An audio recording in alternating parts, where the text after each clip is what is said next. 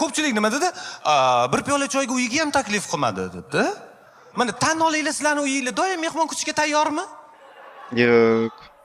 Men bir o'zim yashab ko'rganman. Men bir o'zim yashaganman. Men uyimga kimdir kelganda uzr ozgina bardak yedi deyish uchun bir hafta yig'ishtiraman.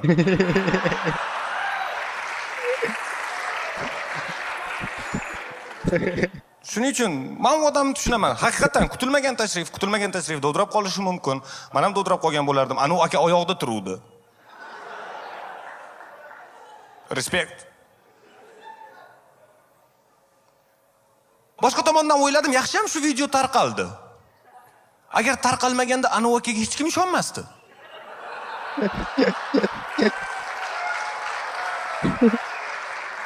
To'g'risi, tasavvur qiling, nimaga ketishga kelmading? Uyimga prezident keldi. Sen вообще bu xonang qolmadimi?